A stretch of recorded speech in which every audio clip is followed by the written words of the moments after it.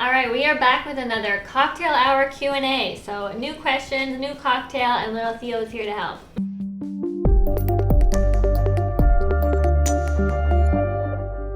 Welcome back to our channel. If you're new here, I'm Steph. I'm Katie. This is little Theo. He directs all of our videos. Yeah. Hopefully you can hear us and see us okay. Right before we started filming, it literally got so dark outside and now there's like a hailstorm. Yep. And it's thunder and lightning. So we're just gonna go with it. All right, so Theo is the lead bartender, so do you want to tell everyone what we're making? Yeah, so Theo has decided on a good old whiskey sour. Yeah. We're not doing the traditional whiskey sour because we're shy of a few ingredients, but it's fine. We forgot to make ice, just a classic day. Yeah, so we're just going to kind of wing it and make a whiskey sour adjacent. Yes, and we will probably be making like a bit of a lighter, not super strong version because we do still have work to do today. We've been working such long days and like doing little night shifts in the evening because there's just a lot to do. So this is just a little midday. Oh. What do you think? Up to your standards, Theo? Yeah, smells good to me. Okay. Okay, I'm in charge of the questions. We have 10 questions. I took them from Instagram. If you're not already following us on Instagram, follow us on there because that's pretty much always where we do our little Q&As. So yeah, let's dive in and we will answer these while Steph makes our drinks. I feel like the sun's coming back out. Maybe the hailstorm is over. We will see. Who knows? Who knows indeed. Okay, so first question is about little Theo. Where does Theo go when you travel without him? So we did just get back from a little trip and Theo did not come with us. So that's a very relevant question. Theo, where do you go when we go to travel and you don't come with us? Okay, so obviously whiskey sour needs whiskey and lemon juice. We don't have any fresh lemons, so we are going with this organic lemon juice here. And we're making it Canadian by throwing some maple syrup in there to sweeten. Yeah. You could do agave, you could do simple syrup. We're going with maple. Nice. All right, so to answer question number 1, where does Theo go when we travel without him? We are very lucky to have lots of people who jump at the chance to hang out with little Theo when we're gone. We do try and bring him as much as possible wherever we're going. To the Yukon, it just didn't work out because it's really cold up there. It just wasn't ideal for what we were doing. Yeah. Maybe in the summer when we go to the Yukon, but yes, I'd love to bring him back in the summer, but just not an ideal time to bring him when it is so cold in the winter. So he stayed with Steph's parents, and they often look after him. They live right around the corner from us, which is amazing, and they love having him, and he's very happy with them. So that's where he stays sometimes. Otherwise, just with other friends, and yeah. Okay, so because we don't have ice and we want to make this a little bit lighter, we are just going to throw some sparkling water to kind of top it up and call it a day. All right, well, that was easy enough. Yeah. So question number 2 is, how is the documentary going? So now that we're home, we are officially in production, which is exciting and crazy. So what have we done so far? Two big shoots, I guess? Yeah, so far we've done an event shoot and also one interview, and we've got a bunch of interviews coming up. So it's about to get really busy, but you know, we've tested the waters a little bit. We feel pretty confident with our setup, and yeah, it's gone well. We're getting in contact with so many incredible people that we're really excited to meet and talk to on camera. Yeah. So yeah, it's going well. Yeah, so many great interviews. The month of March is just going to be a ton of shooting, lots to do, and if you don't know what we're talking about, a few videos back is a little life update and announcement about a project we're working on, but essentially we are working on a documentary about the queer community here in Vancouver. So yeah, we're doing it. It's happening. It's happening. Yeah. Okay. Should we give these drinks a try? Yeah. All right. Cheers. Cheers. Cheers. That's nice. It's a light whiskey sour. That's nice. Question number 3, how did it feel to kiss a woman for the first time? Oh. Juicy one. Do you want to go first? So we're both supposed to answer this, I guess. Well, Steph was not my first kiss. I'll put that out there first. But it's almost like I think of you being my first kiss because that's the first time I feel like it was really like all the things coming together, you know what I mean? So yeah, I kissed girls before that, like when I was like a teenager. And I wouldn't say it like blew my mind at the time because I feel like I'm a person who needs like everything. Like I need like feelings involved for it to really be like, you know what I mean? Like those fireworks. So I'd say at the beginning it just felt very normal and natural, and it felt more exciting than kissing guys. So that was a pretty big indicator when I was young that I was like, A, really comfortable with girls, attracted to girls, like it just felt very like natural. And I kind of thought that everyone felt that way, and then I realized that that wasn't the case. And there were girls that were like, yeah, I would never kiss another girl. And I was like, oh, yeah, okay. So I don't know, the first time it wasn't like earth shattering, you know what I mean? Not until you. Well, I appreciate that. Unfortunately, I can't say fine. the same. Because for me, I did really have that like fireworks moment when I kissed a girl for the first time. Right. It was my high school girlfriend, so there were feelings involved as well, and I think that's a key part for most people, right? That's a key part for me too. Yeah. Yeah. So it like you, it just felt different than kissing boys, and it felt really, really good and better, and it was like that aha moment, like, oh, this is what it's supposed to feel like. Yeah. Question number 4: have you started looking for a new house or property? I feel like I haven't even, like, it's been so on the back burner, I haven't even thought about it. We're not currently looking. I've been kind of looking before bed because it's comforting to just look at properties. Out there, but we're not, like, seriously out there looking. Yeah. I mean, there really hasn't been a lot that I've seen anyway. It's a really slow time of year, like, for the market. I think demand is high and supply is low right now in Vancouver and BC, so maybe more places will come on the market later on in the year, but probably spring, summer, which is when we'll have more time maybe to actually start seriously looking. But if you missed it, we sold our house in November, and our house in Ontario, and the plan is to purchase something else here in BC, a second property. I feel like that's something that will happen this year, but I hope maybe it won't. Probably, if it does, it'll be like later in the year. But the documentary is taking all of our attention right now, so I feel like I haven't even thought about it. So not yet, but we will update you as soon as we start looking.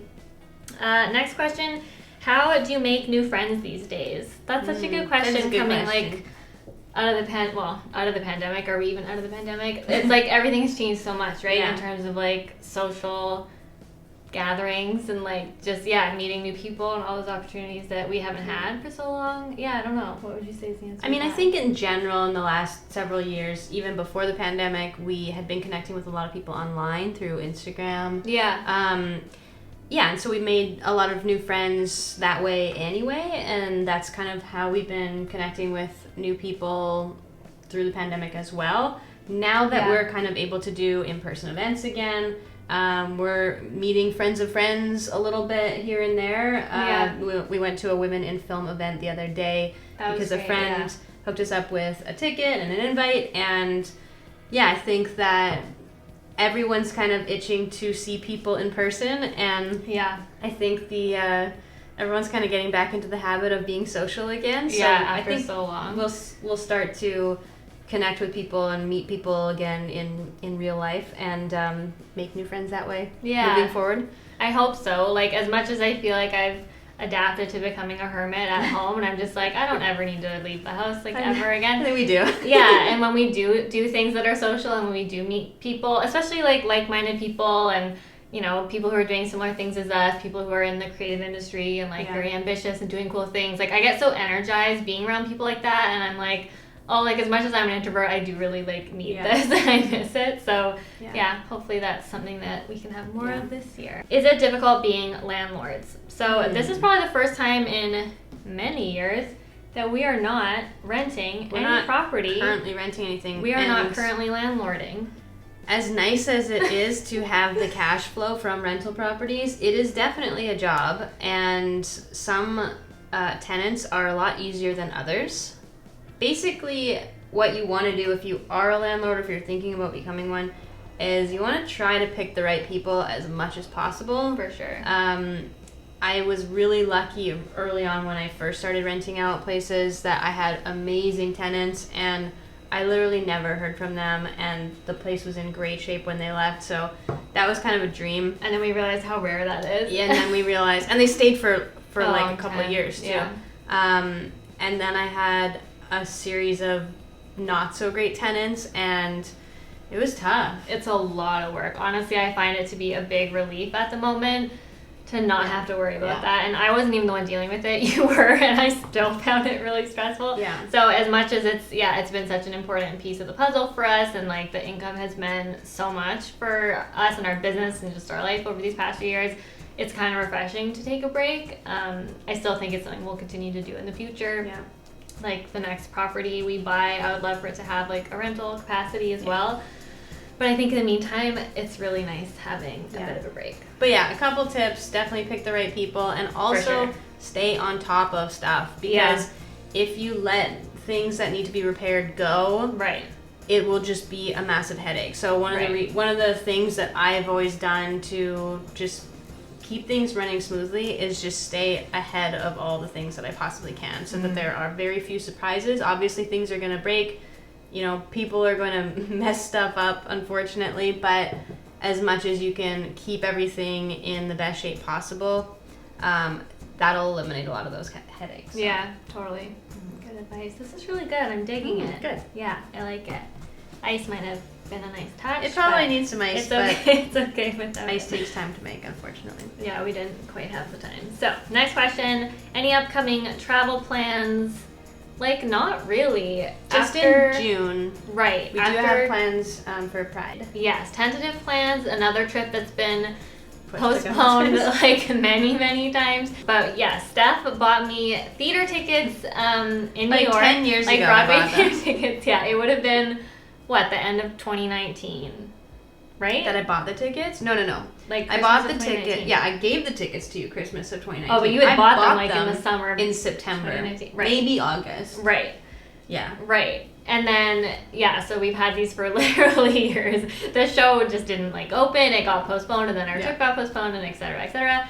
And then we were going to go, I guess, last month. Yeah. And that was when things were not great and cases were kind of raging again. Now they've sort of settled, so we did push it to June, and then we'll have to see if that's possible or not. But we would be there during Pride, which would be really fun. So. Yeah, we have our flights, we have our theater tickets. Yeah, we'll see. Hopefully. Yeah, but aside from that, the spring we're really just going to be here. There's so much to do for our project, so much filming. Our deadlines are all kind of April, May, June, so we'll be around. And then beyond that, who knows? I feel like I haven't thought about beyond that. Okay, this is a funny one. Which one of you is lazier?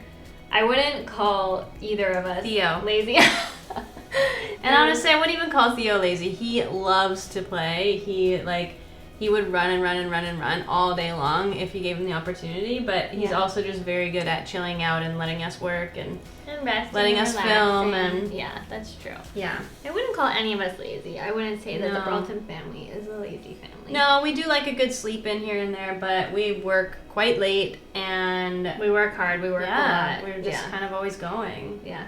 What is your favorite drink? I feel like that's very relevant because the last time we did a cocktail Q&A, we did a gin cocktail, which is more my drink, and this time we're doing a whiskey cocktail, which I would say is more your drink. Definitely, yeah. Whiskey is my drink. Whiskey sours are one of my favorites. So yeah, and then aside from that, you're a big coffee drinker. I would be more tea. We both drink beer, white wine, beer. Yeah. Those are if we want to get specific, I like a good hazy IPA. Right. If anyone is looking to send us anything. I also like single origin coffee beans. Steph takes her coffee and her beer very seriously. I do. I actually, all beverages, except for this kind of this is a hot thrown together cocktail, I take my drinks very seriously. That's true. Yeah, you do. Okay, last question, and then there's a bonus question, but this is the last regular question. Bonus? Yeah, you haven't seen this yet. Okay, I haven't seen any of these. No. But what is the hardest part of running a business together as a couple? I would say I would say just switching off. That's what I was gonna say. Setting boundaries between life and work and marriage and business and all. Because it's easy for business stuff to creep up in any conversation. And honestly, I found that with any person I've worked with, that there is kind of a crossover between work and either friendship or family. Yeah. I've done some work for my dad, and we'll be texting, talking about soccer, and then all of a sudden he'll throw a business question and he'll be like, no. No, it's 10 o'clock at night, Yeah, there needs to be boundaries. And I feel like for us, because we live together, work together, travel together, all the things, sometimes, and because our work is so much about our relationship and our marriage, sometimes the lines are really blurry of like, are we experiencing this just for us, or are we working right now? And it's hard. I feel like this year, one of our goals has been to set better boundaries with that, but it is really tough. I don't know how much better we've gotten at it, to be honest. It's hard. I mean, I think we did get a little bit better, and now that we're doing the documentary, we are doing so much extra work, and it is like working all day long until like 10 o'clock at night, and then what? I don't know. I know. Start, wake up, do it again the next day. I know, and everything we talk about is just either centered around work or the documentary or just everything. It's a lot. It's a lot. Yeah. Yeah. I think the biggest thing is just knowing that it's temporary, and like we do have certain times of year that are busier and certain times of year that aren't. Like we got to have a really nice break around the holidays, and we know how important it is to switch off and recharge and have those times. And right now we know that we're just not in one of those times. We're just in like a go time. But we also love it. So of like course. We wouldn't be able to do it if we didn't love it. Yeah. No. I've been so hyped up with this documentary, and like I want to talk about it, and I think you do too. And we're getting excited, and we get to share that excitement. And so that's also one of the things that just makes working together really great. We get to share in the wins, and like for sure. Like this morning we were sitting having breakfast talking about like other ideas we have for other projects, and like it's exciting. It's really exciting to think about what else we can do together. And as much as it's hard sometimes, like I love working with you. I think it's amazing. Yeah. And Theo likes it too. And Theo. Okay, bonus question. You're gonna laugh at this, and no one else is gonna understand it. Okay. Have you ever gone publicly skinny dipping and frolicked on a bouncy castle in a lake before? What? Listen to the question and think about who would have sent it in. Have you ever gone publicly? Did you hear it all? Oh yeah, okay. What's considered skinny dipping? Because no. So specific. No for me. Well, yeah, I guess it wasn't officially skinny dipping. Right. But maybe. Maybe. You let us know in the comments if you think we've ever done that. And we'll leave it at that. We didn't start a trend and have a whole bunch of other people also jump on the bouncy castle in the lake after us. I mean, we would never talk about that if we did, because who knows if it was illegal or not. I don't know. I mean, you put a bouncy castle in a lake, there's a very good chance that people are gonna swim out to it and jump on it at midnight. Yeah. Okay, so we'll end it there. I think that's good for our questions. Well, thank you so much for watching. Cheers. And cheers. And cheers. And we will have more videos for you soon. We are just doing one video a week for these next few months because things are I've got enough footage to go to. It's true. Yeah, so one video a week every Friday. You can stay tuned for that. And if you have any requests or anything, put them in the comments. And we will see you next time. Yeah. All right. Bye. Bye.